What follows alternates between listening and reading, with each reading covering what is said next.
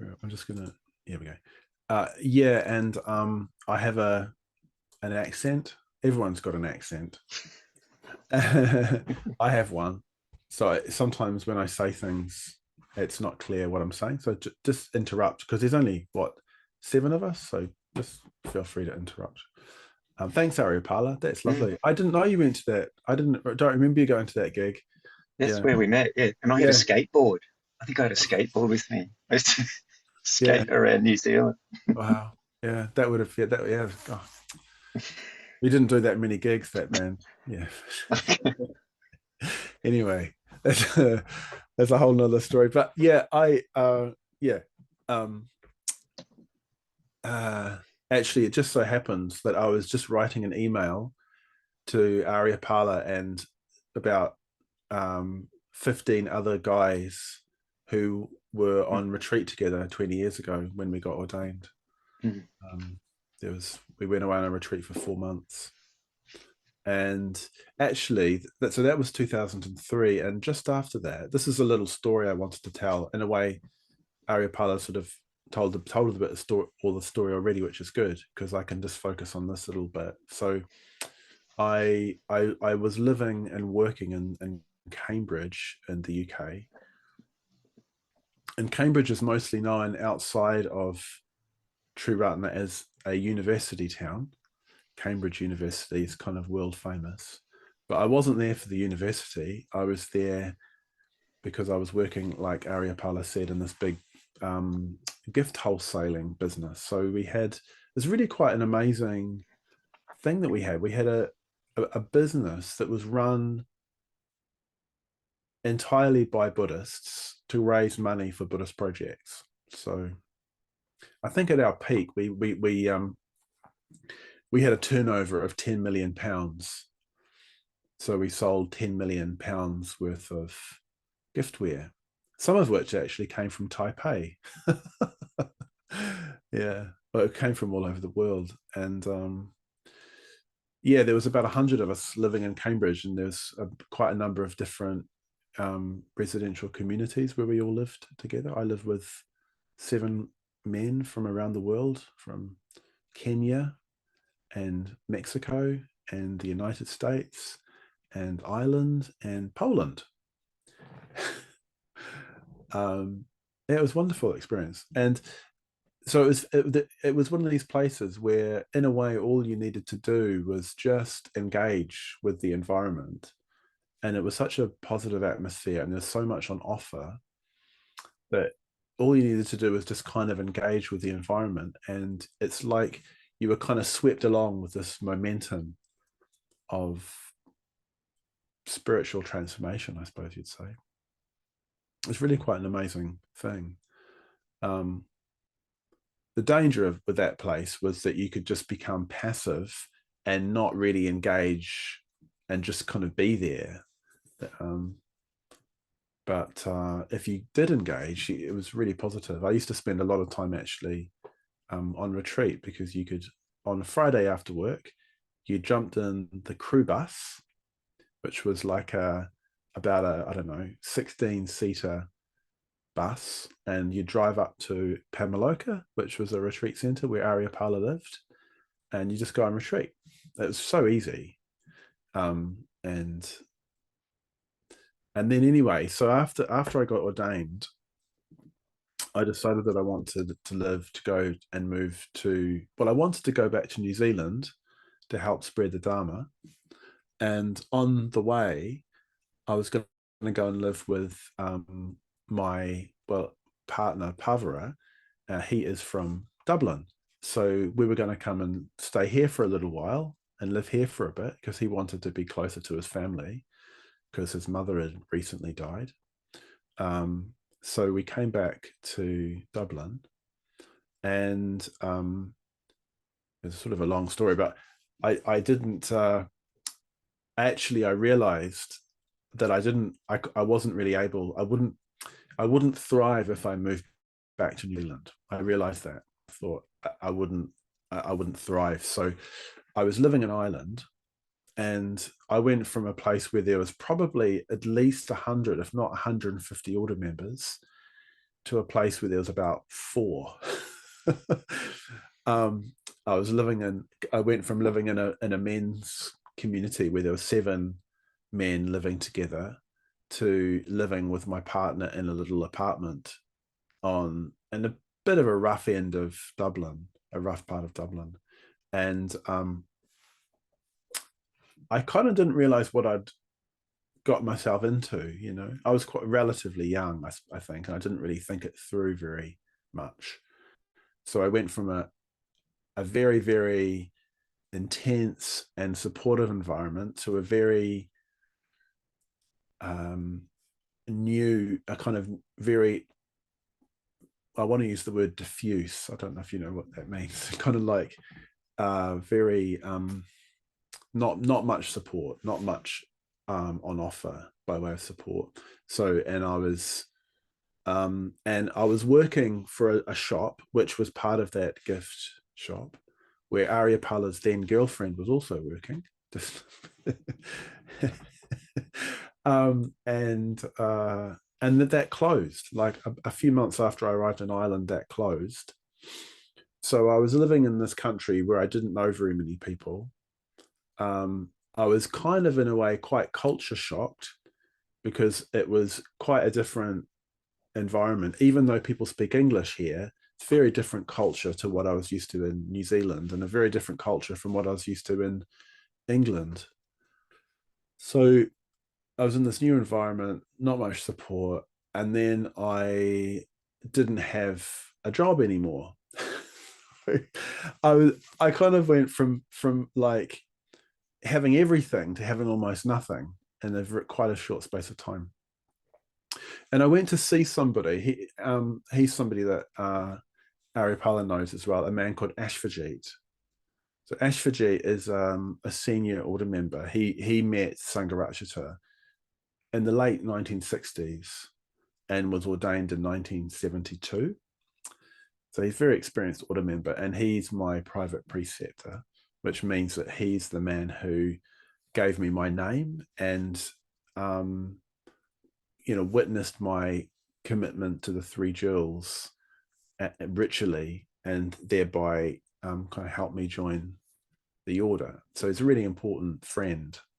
And he was very, very, I used to see him a lot, and we were, in a way, I was quite involved in his life. And I went to see him because I wanted him to tell me what to do.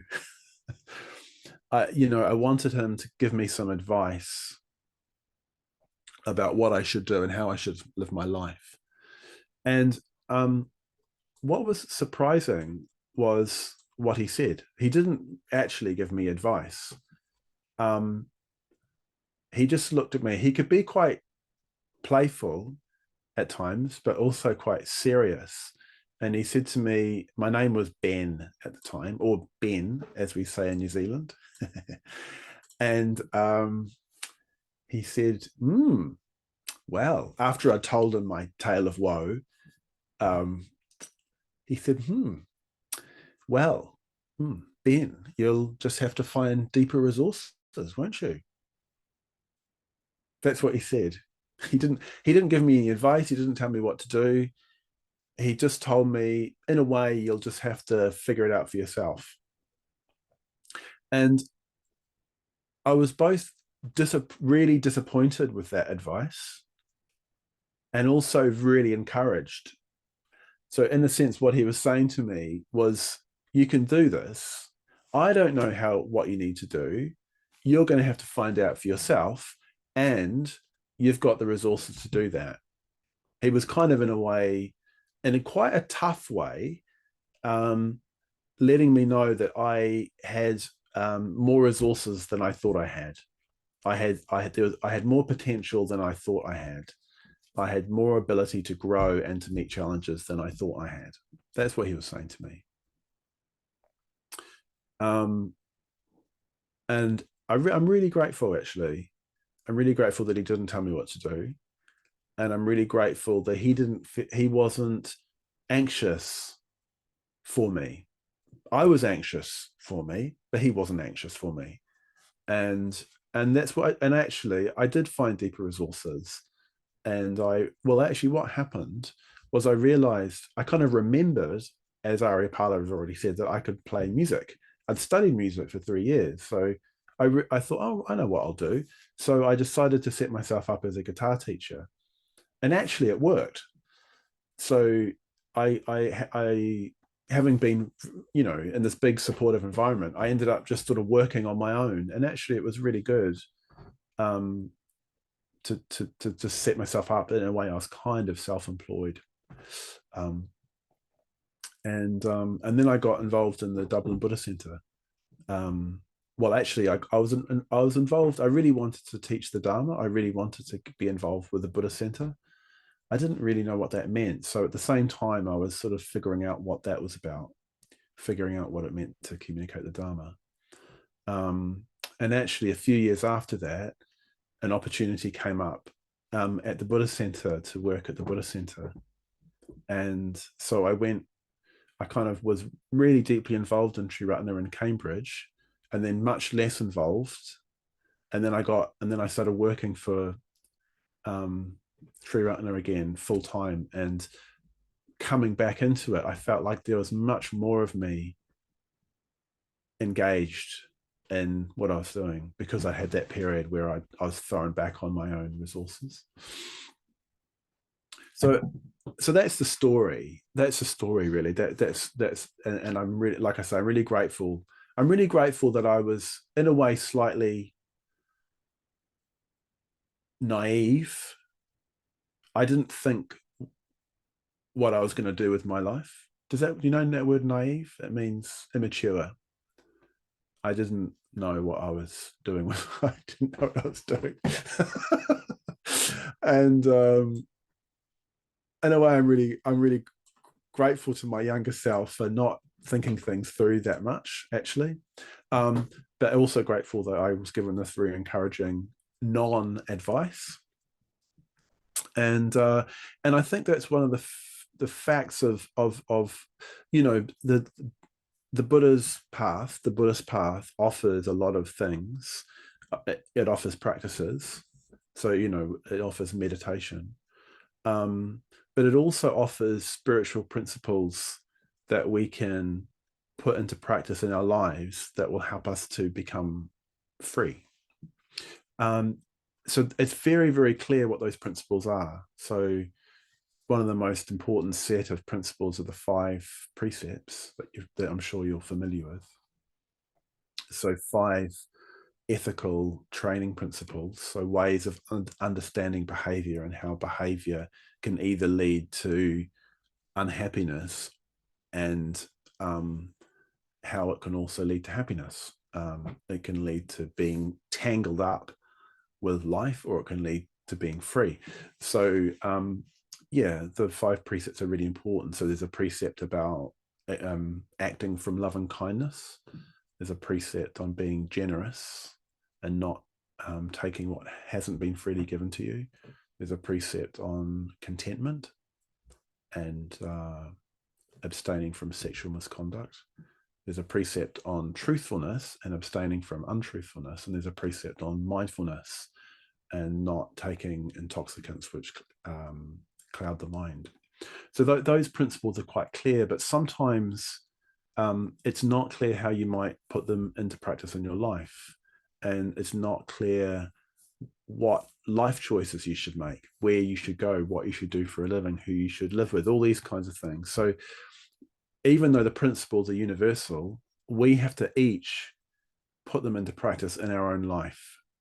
And that's something that nobody else can do for us. It's a very important thing. Nobody else can do our life for us. We have to do our life for ourselves. And that this taking responsibility for one's own life is absolutely fundamental to the Buddhist approach. It's both profoundly encouraging in the sense that the Buddhist teaching takes really seriously the fact that each human being has the potential to grow, and also profoundly challenging for the very fact that we can only do it for ourselves. Nobody else can do it for us. So that's kind of what I learned. I mean, I knew that at a certain level, but I hadn't really fully, I'm sure I haven't understood that fully. And often it's through communication that we learn how to, through friendship, that we learn how to put those principles into practice. So we hear about the Dharma, but it's when we get into communication, when we make friends with people in the Sangha, that we can really clarify what those principles mean in terms of our life, and what they might mean in terms of the kinds of decisions that we might make about how to lead our lives. So I think, well, in a way, what I'm talking about are the three jewels. So the Buddha represents our potential for growth. The Dharma represents the principles and the practices that we need to put into practice. And the Sangha, the spiritual community, enables us to have an environment, a context in which to put those principles into practice to realize our potential. So yeah, that's kind of in a way what happened with me, you know, like I knew these things, but actually then life happened to me, as it were, and I had to actually just figure out how I was going to live. As we all do, we all have to figure out how we're going to live, and it's necessarily an individual act. Nobody else can do it for us. And the Buddha himself said that. There's a very famous verse from a collection called the Dhammapada.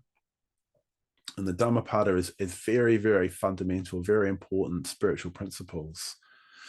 In a way, it's got everything you need. It's a short text, everything you need. I think it's 426 verses. And those 426 verses have pretty much got everything you need to grow and develop into a Buddha. And one of the verses is, by you must the zealous effort be made. The Tathagatas, that's the Buddhas, the enlightened ones, are only proclaimers of the way. So the Buddha proclaims the way. He points out the path, but we all have to walk the path. We have to make the effort. Nobody else can do it for us. So that's very, very important. There's no one's going to rescue us. We have to rescue our. If anyone's going to rescue us, it's going to be ourselves. And spirit, you know, the way we figure out how to do that is through communication. So I think it's a very interesting dynamic, that kind of communication, that you're going deeply into communication with other people. At the same time, you're becoming more and more of an individual, taking more and more responsibility for yourself. So you take responsibility for what you do. You don't expect somebody else to do it for you. So it's quite an important reflection, I think, to bear in mind when you're trying to grow and develop as an individual, but also as you're trying to engage with a spiritual community, like our spiritual community. Anyway, so that's what I was going to say today. Oh, thank you. Yeah.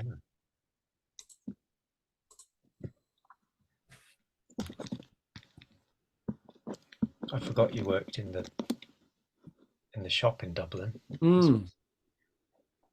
was a short chapter. 5 months, I think it was, something like that. But you wove that really well.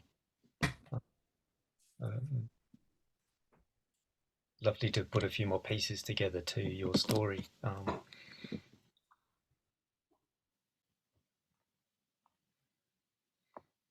And you wanted to communicate the Buddhism, the Dharma, in Dublin, and in a way, there's no kind of fixed.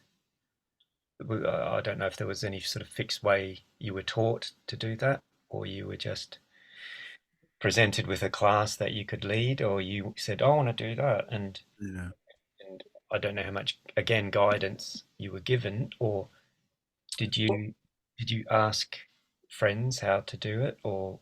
I think what I did is I looked at what other people did. You know, it's like one of the things I didn't mention is exemplification. So I think, you know, our friends and the Sangha can help us by discussing things, by helping us make decisions, but also just seeing people do what they do is how you learn. So I think, particularly because I've got a background in music, particularly in jazz, what you do is you listen to what you copy other people's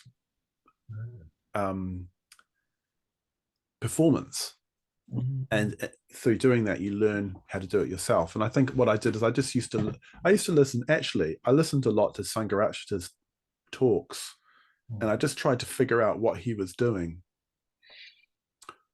and other people who I felt gave good, you know, did good Dharma talks, and I just tried to figure out, well, what are they doing? Why does that work? And then, you know, and also I listened to people who, well, in a way, to be frank, who weren't doing such a good job. And I think, well, why? What's not working here? You know. So I think a lot of it was just trying to figure it out for myself. And you know, I did get some instruction and some feedback. I'd ask people for feedback. You know, it's always a good way to learn, is just ask people for feedback. How did that land with you? And in a way that times have changed a lot, in that we have helpful resources and people who actually train teachers now in Buddhist Yeah. centres. So There's much more training and stuff available. not having to But look. again, I think you still got to do it. You know what I mean? You've still got to take responsibility for it being good. Nobody else is going to make it good for you. And I think that's the danger, that when things become more organized, that we tend to think that somebody else is going to do it for us. Like, you know, I think our movements become, you know, like more organized institutionally, which is really good. The problem with that is that people think that that somebody else is going to, you know, do it all for them. You know, like Future Dharma Fund's going to provide all the money, and for example, or you know, the International Movement Coordinator is going to send all these order members to Tokyo. I don't know, but you know, it's like it doesn't. It's just not really like that. You know, we can help each other, but if you want something to happen, in a way, you've got to kind of take responsibility for creating that yourself. And people will help, but it's very much a matter of having your own vision and your own commitment to developing what it is that you want to see happen.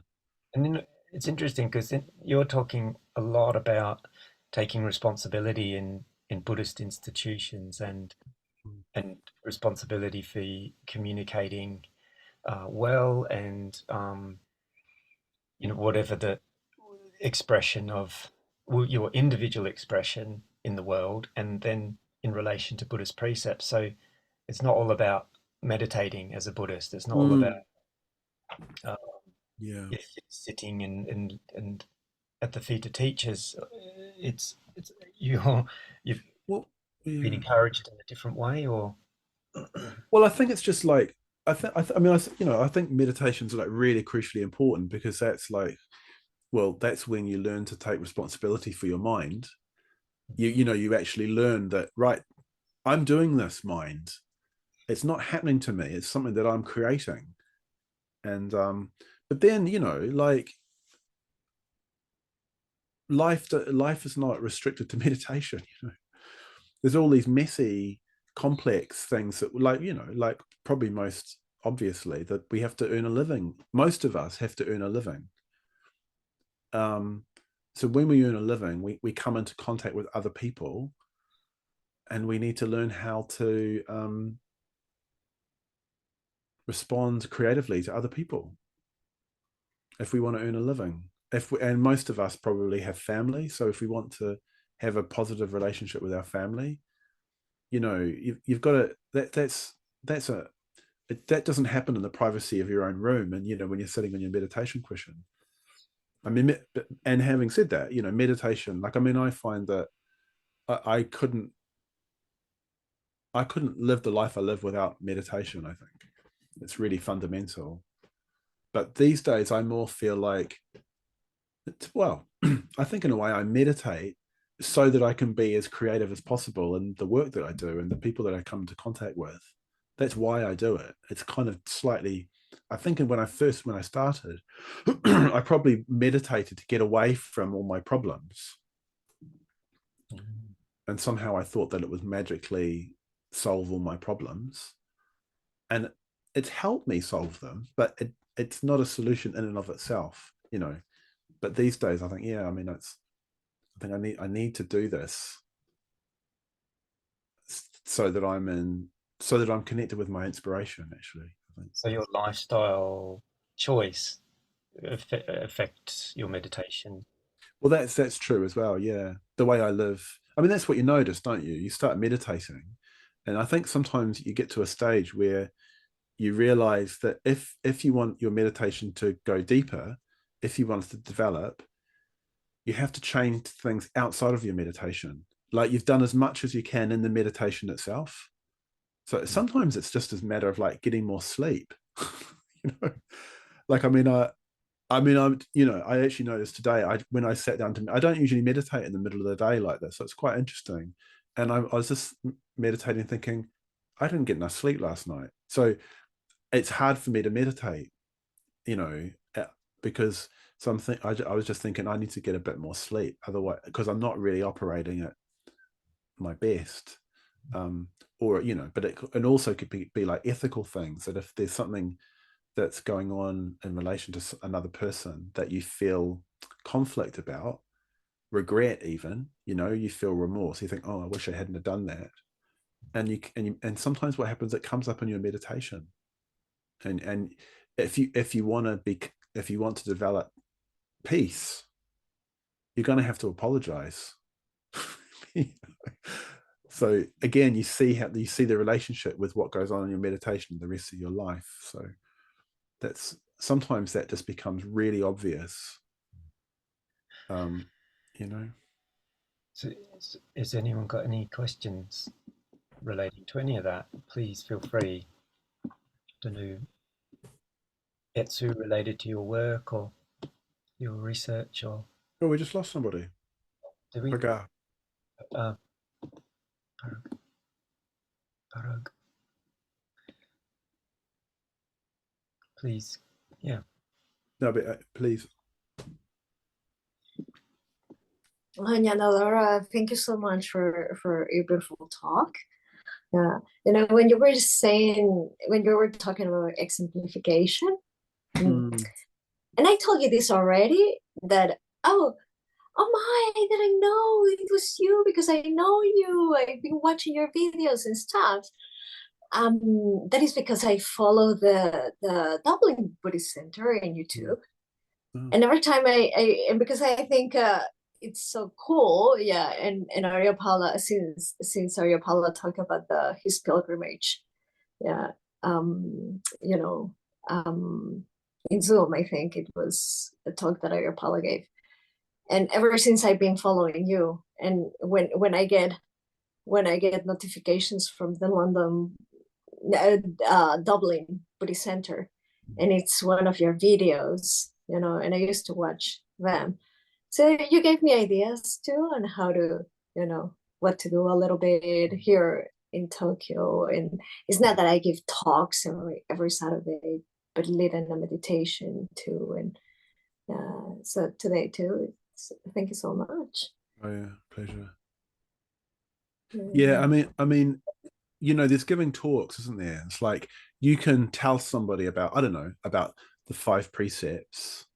You can tell somebody about impermanence. You can tell somebody about generosity. But actually, if you embody those things, you know, if you are a generous person, that will communicate something to somebody. And if you can, do you know what I mean? Like, so what I mean is you communicate the Dharma through what you do and what you say. So I think we can all, if we want to, we can all communicate the Dharma by the way that we live. Some people seem to have a knack for communicating it conceptually, but we all can do that. We can all, Yeah, but more than exemplification, I think I was talking about copying. Yeah, copying the Copying? thing. Yeah, copying Oh, the right. Yeah. Actually, yeah. No. I think probably a lot of us could do more of that. Just copy. If somebody else has done something that's really works, just copy it. often it's pride that stops us. Like we want to do it our way. Like I think in modern culture, there's a lot of emphasis on, doing it. What's the phrase? You really made that your own. There's a lot of value placed on that. You really made it your own. But actually, if you're talking about like whatever about singing a song, if you're trying to communicate the Dharma, in a way, in the sense of your particular character is not that relevant.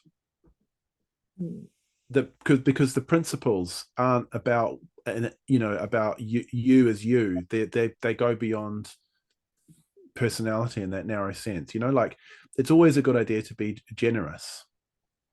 It's never a bad idea, and then that's irrespective of your particular character. So I think that feeling that we have that we need to do it our way can just get in the way.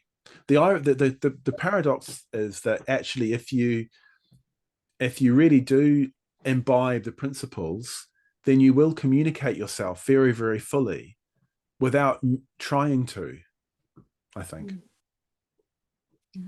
Yeah.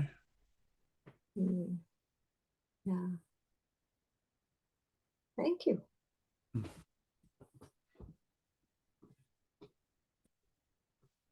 You're muted, Ariapala. I don't know if you. Yeah, thanks. Any other questions? Lily or Etsu or Shining or Jnanadhara? Or feel free to please. Thank you for your speech. I totally agree with your opinion about we are the only person who can help ourselves, and even sometimes you can get advice or suggestion from others, but you are the only one who can conduct it. And for my research, because I'm thinking of how to apply the meditation to terminal care. So you say terminal care? Yes. Oh right, okay. Well. Yeah, and it seems like there's not this study hasn't been this area hasn't been studied a lot yet. So actually, I don't have any researchers that I can follow with. And that's exactly just like you say, I'm the only one who can help myself to open the a new area.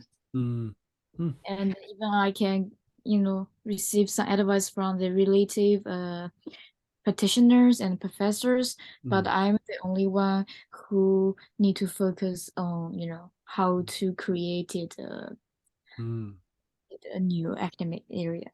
Yes, and thank you so much. Wow, well, good luck. I mean, in a way, I think that's the really exciting thing if you're moving into a new area. So like an island, like Buddhism's never been done before. So you have to figure out what it means, and it's actually really exciting.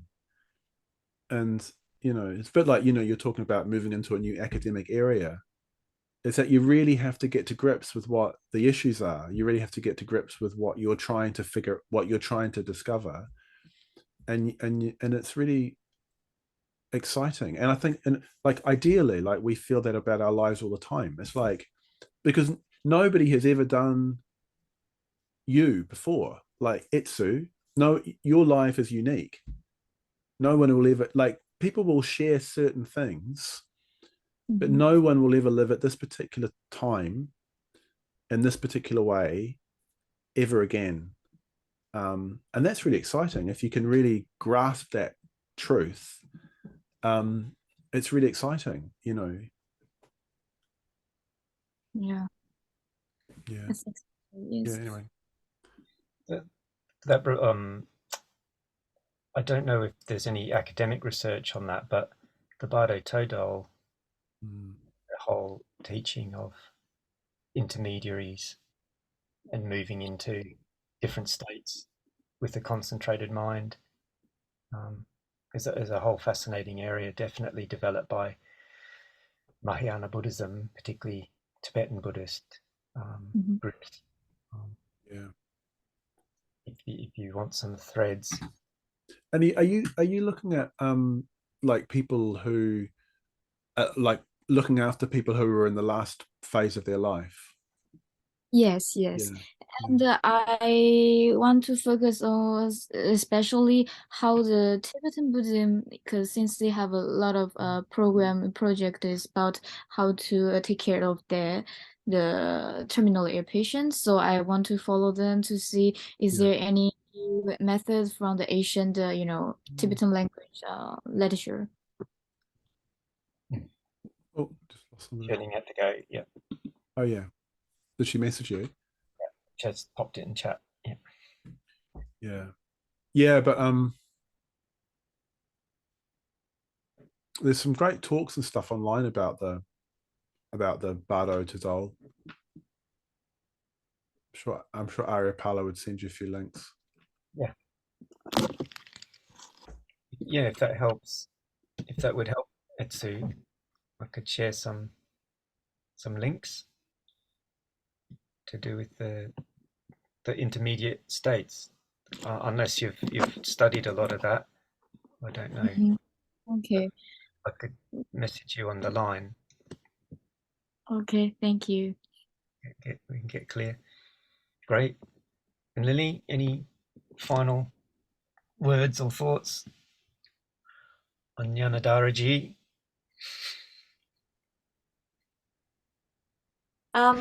Yes, thank you so much for very interesting talk, and a lot of it I can relate to, really similar to what Itsu was saying, that if you want to make it, then you have to do the work. Is really basic but really difficult to realize in certain position in life, and it's kind of, you realize it and then you face it, and then little while later you lose it again, and then kind of, oh my god, come on, somebody give me advice, or please, somebody has to tell me what to do. But then really no one is coming in.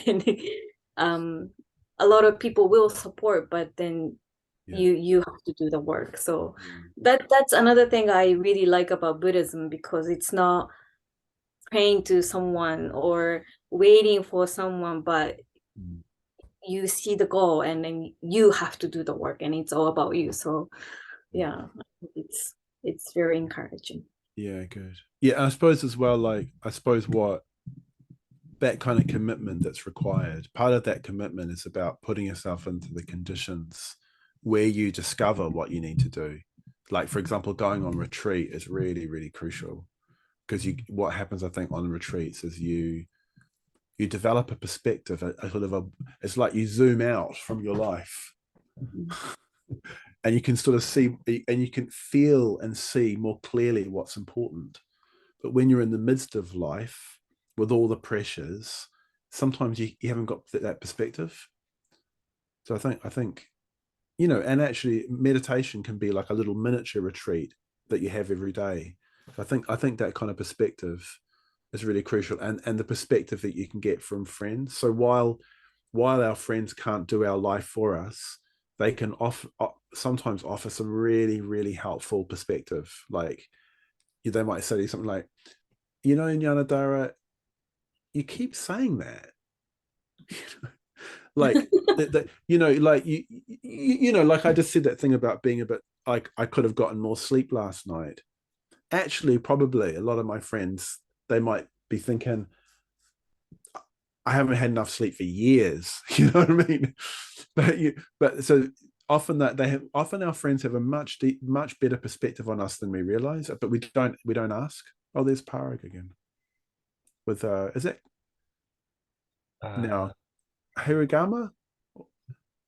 Yeah, hiragana and katakana mixed together. I think it's And very mixed together, is it? Yeah. Yeah. I remember that from fourth form Japanese. Oh, yeah. Kanji, isn't it? Hiragana, katakana, and kanji. Is that right? Yes. Yeah. Kanji's like Chinese. Yes. Yeah, that's right. Yeah. And Awesome. hiragana is a way